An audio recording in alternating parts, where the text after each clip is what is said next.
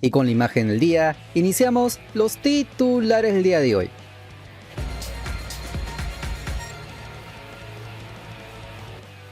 Y uno de nuestros compatriotas en Europa que vuelve a generar debate es Felipe Chávez, porque el cierre de la temporada de la Bundesliga para el volante nacional dejó más preguntas que respuestas.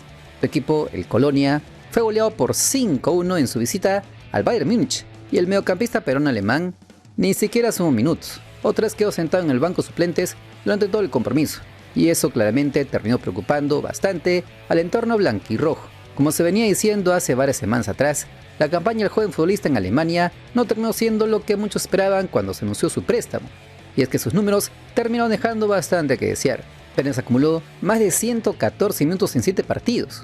Nunca arrancó como titular y tampoco pudo registrar goles ni asistencias, un escenario que baja muchísimo el hype que había generado cuando salió del cuadro bávaro buscando continuidad en primera división alemana, ya que aparece una duda que cada vez suena más fuerte que nunca entre los hinchas nacionales y varios comunicadores deportivos, porque hace algunos meses se informó que el Colonia tenía intención de analizar una posible compra definitiva del jugador, pero viendo el poco protagonismo que tuvo en el tramo final del campeonato, ahora todo indicar que la decisión todavía no estaría cerrada.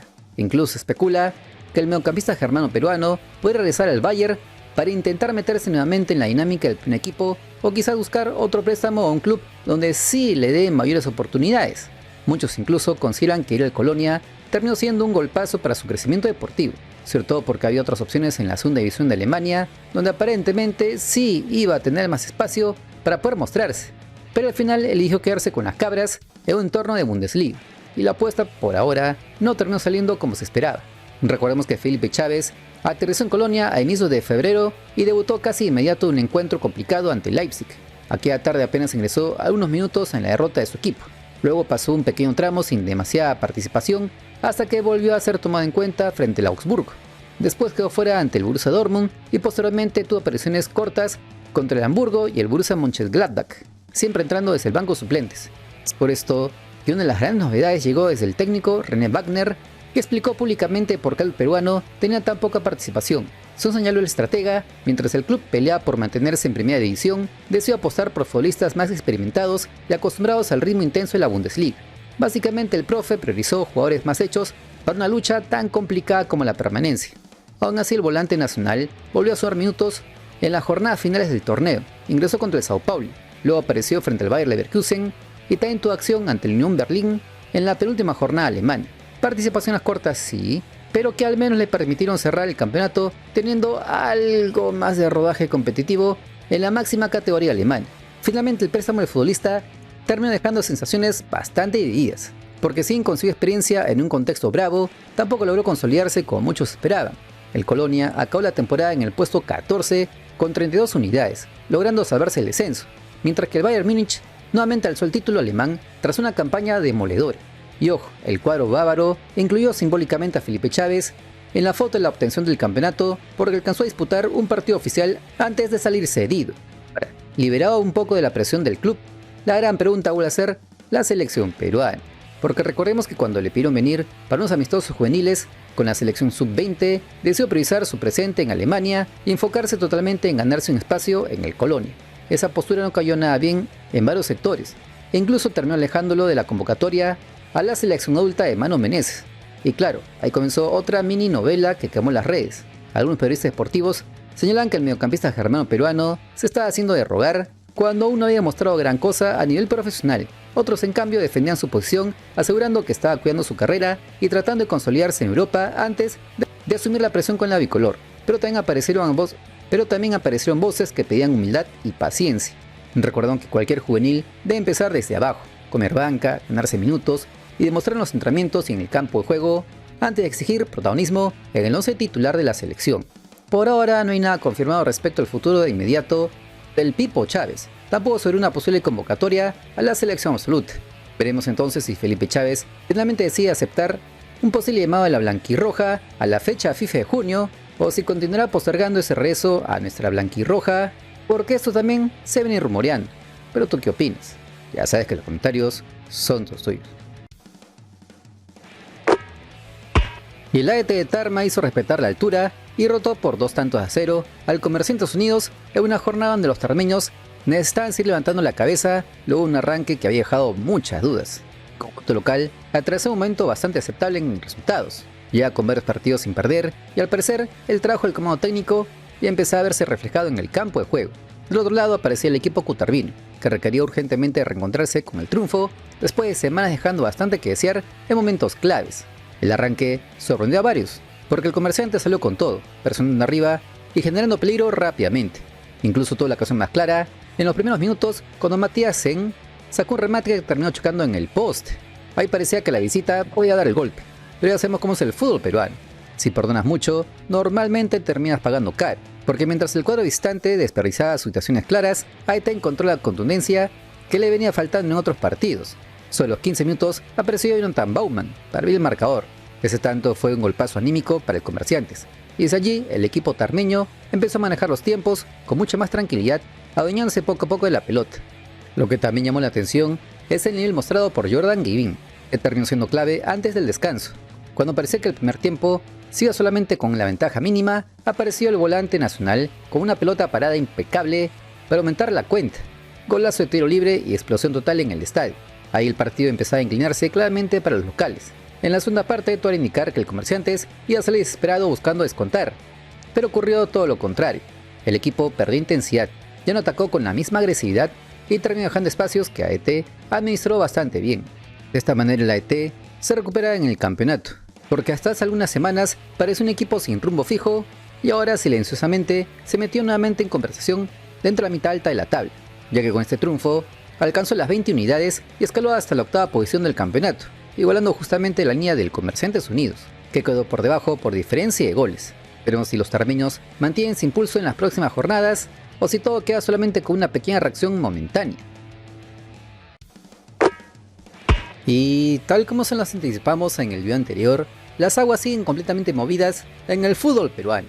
Y es que cuando muchos pensaban que el caso del binacional ya había quedado enterrado después de tantas idas y vueltas judiciales, apareció un nuevo capítulo que otra vez pone a la Federación Peruana de Fútbol contra las cuerdas. Y es que el Tribunal Constitucional terminó fallando parcialmente a favor del cuadro de Juliaca y ordenó que vuelva a Primera División de cara a la temporada 2027. Una noticia que cayó con un baldazo de agua fría en varios sectores de la sociedad futbolística peruana. El Poderoso del Sur vuelve de esta manera al centro de la polémica. Es una novela que viene escribiendo capítulos desde hace varios años atrás.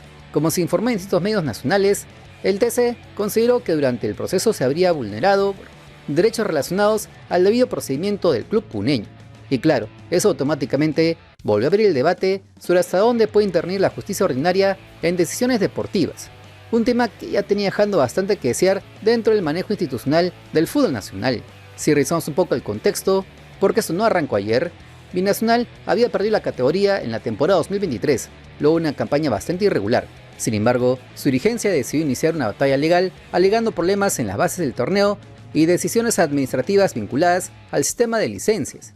Al no encontrar respuesta en los organismos deportivos, optaron por acudir al Poder Judicial, algo que ya empezaba a generar preocupación entre los directivos de la Videna, para indicar que la estrategia legal del club fue creciendo poco a poco.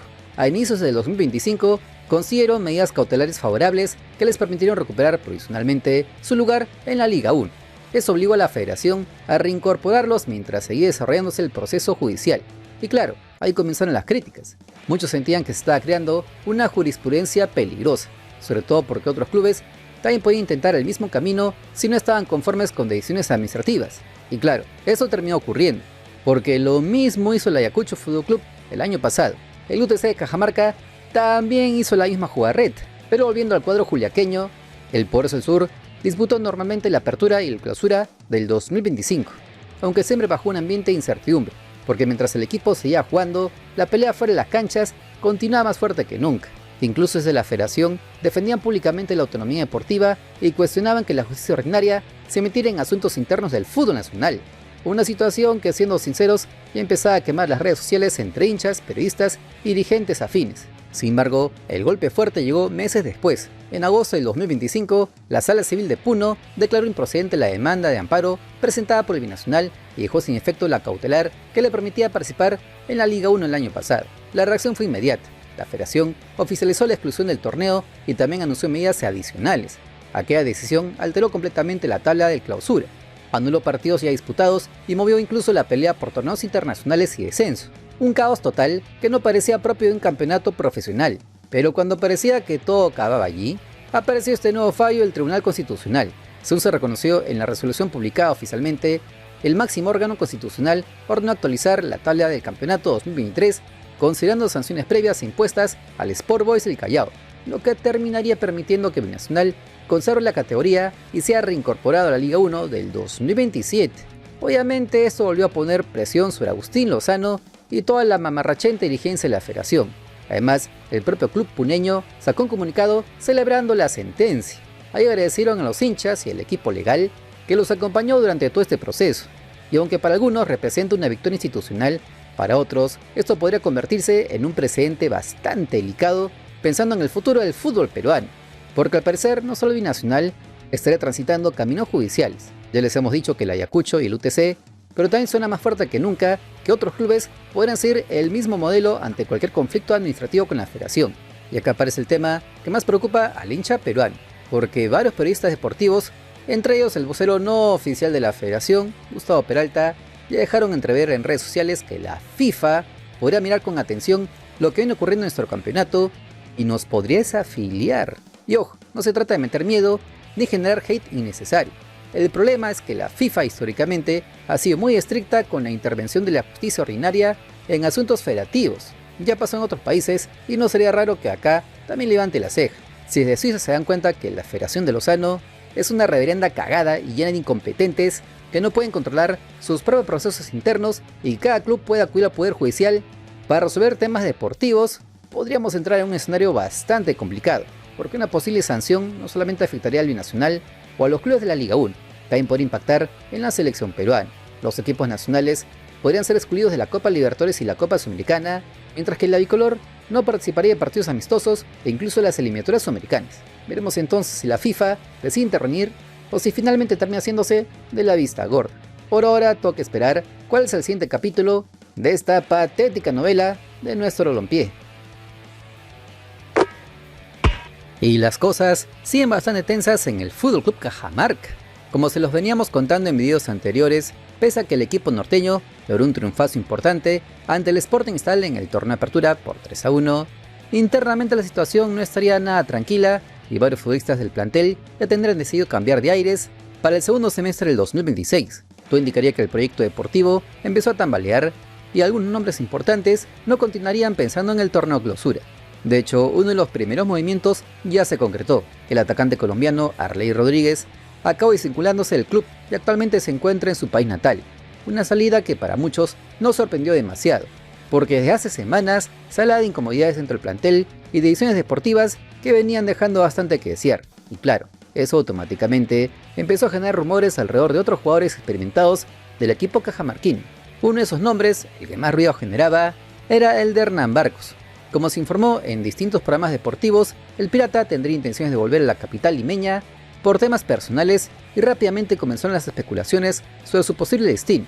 Se filtró en algún momento que la Universidad San Martín de Porres de la Liga 2 estaría interesado, aunque los que más se entusiasmaron fueron los hinchas celestes, porque incluso antes de esta información apareció en escena el Sporting Cristal, porque siendo sinceros, el cuadro rimense requiere delanteros urgentemente.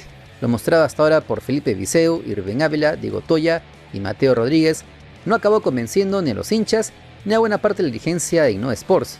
Cristal se ha metido en partidos donde parecía perdido futbolísticamente, sin reacción en momentos complicados y dejando una sensación bastante preocupante para un club que históricamente pelea arriba en el campeonato y no mirando de reojo la parte baja de la tabla de posiciones donde se pelea el descenso.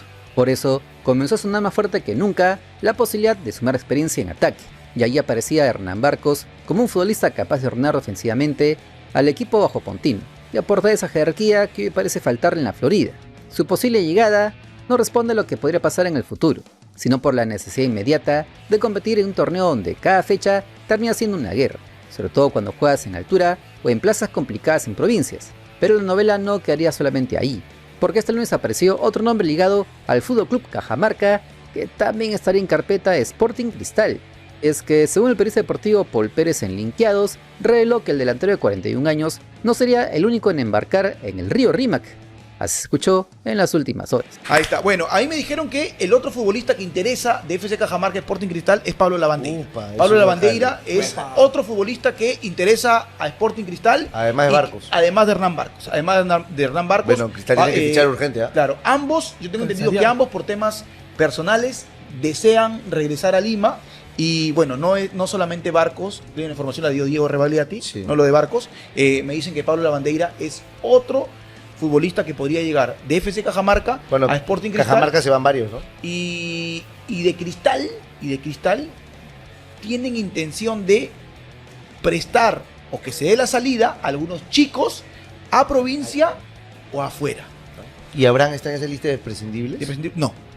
A mí me dicen que no, que dice que la mayoría son chicos. O sea, entiendo que los Pósitos, se prescindirían de ellos para que vayan a provincia, o si tienen una oportunidad fuera. Si este canal te acompaña en tu día, apóyalo con un buen like. Es el aplauso que nos alienta a seguir trabajando y con lo que crecemos en esta dura plataforma. Con esto se reconfirma lo que se venía voceando en redes sociales celestes, que Pablo Lavandeira interesa bastante en el RIMAC y podría acompañar al Pirata en un posible regreso a la capital. Al parecer, ambos futbolistas tienen la intención de instalarse nuevamente en Lima, algo que facilitaría cualquier negociación.